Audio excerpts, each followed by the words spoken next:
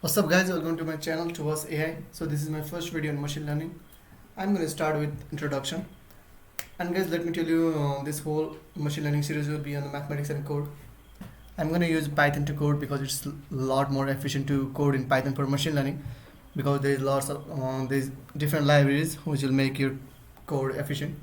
And I'm not going to spend more time on an intro thing because you're going to spend pretty good time in math and code. So guys, let's dive in. So machine learning, this is just a picture I got from the internet, so don't worry about the terminology mentioned over here. We're going to cover all of these in this video series. So what is machine learning? In this video we'll try to define what it is, and also try to give you a sense of when you want to use the machine learning. Even among the machine learning practitioners, there isn't a well accepted definition what is and what isn't the machine learning. But let me show you a couple of examples of the way that people have tried to define it. Here's the definition of machine learning by Arthur Samuel, 1959. So according to him, the machine learning, a field of study that gives the computers the ability to learn without being explicitly programmed. So this is pretty straight definition and somewhat informal definition, and the older one also. So here's the slightly more recent definition by Tom Mitchell.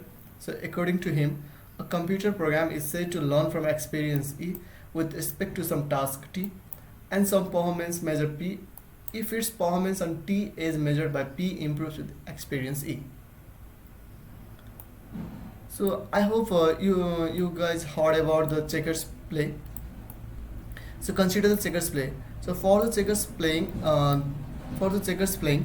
the experience E would be the experience of having the program play tens of thousands of games itself, and the task T would be the task of playing checkers, and the performance P will be the probability that wins the next game of the checkers against some new opponent. So guys, here is the question. This is the definition of machine learning by Tom Mitchell, and here is the question. Suppose your email program watches which emails you do or do not want to mark as a spam, and based on that learns how to better filter spam and what is the task T in the setting. So pause the video guys if you want and solve this question. So hopefully you got this one is the right answer, classifying email as spam or not. In fact, this definition defines the task T, performance measure P, and some experience E. So this is the task T, and so on. So watching you label emails is spam or not would be experience E.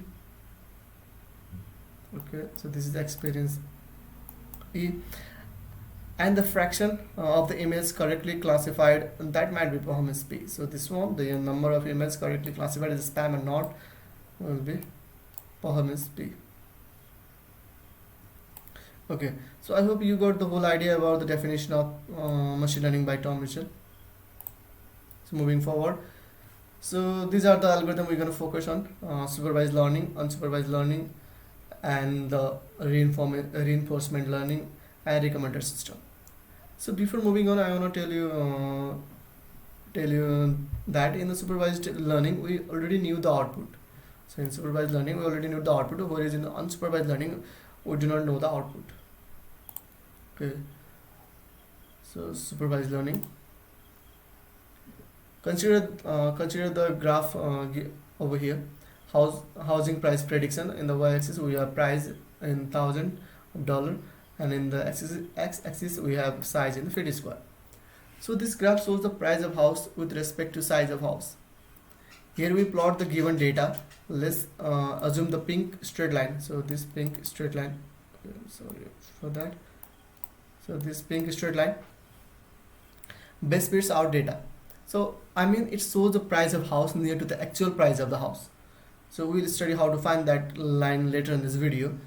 So moving on, if you take 750, so if you take the 750 as the size of our house, then the line shows it will gonna cost 150,000. And suppose that blue parabolic line, so I'm sorry for that, this line over here, this blue parabolic line best fits our data, then for the same size it will cost near 200. So we're gonna dive into how to choose the baseline or the curve later in this video. So basically this whole example is for a regression. So I hope you got the basic intuition about the what regression is. So it predicts the continuous valued output. Okay, suppose we want to predict whether or not a patient have a cancer, or we want to predict is it malignant or benign. So here's what we're gonna do. We use the two value 0 and 1. If our machine shows 1, then it's malignant, and if the machine shows 0, then it is benign. So for this we will define a threshold and say below that threshold machine predict 0, that is benign, and above that threshold machine predict 1. So for example, suppose 0.5 is the threshold. So if our data falls above this threshold, means this data shown by the red cross will be the malignant, and the data shown by the blue cross will be benign. Okay, and in the real practice we're not only gonna use tumor size to predict the cancer. There are a lot more features like clump size, informality of the cell size, and informality of the cell shape. Okay. So here's the another question. Pause the video and try to solve the question. Okay, hopefully you got the third one is the right answer. The question is, you're running a company and you want to develop a learning algorithm to address each of the two problems. So you have a problem one, you have a large inventory of identical item, and you want to predict how many of these items will sell over the next 3 months. So this is a regression problem because you want to predict a continuous value. Okay. And the problem number 2, so you would like a software to examine individual customer account, and for each account decide if it is hacked or compromised. So it is whether it is hacked or not hacked. So the second problem is a classification problem. So the correct answer is this one. Unsupervised learning. So in supervised learning we already knew what to predict, like I showed you just a minute ago about the cancer and the price of house. So if you consider this graph, so we already knew. So like if you want to predict that blue circle over here, or we want to predict the red cross over here. But in unsupervised learning, we don't know the output. So the learning algorithm itself group the data. So this is called clustering, or clustering, the grouping data. It analyzes the data and group them like here in the figure.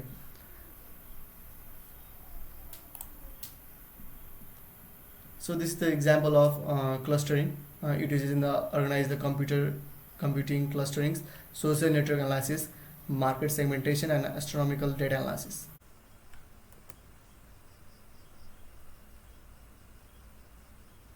So this one is the last question, and guys, try to solve this on your own. I'll answer this question in the next video.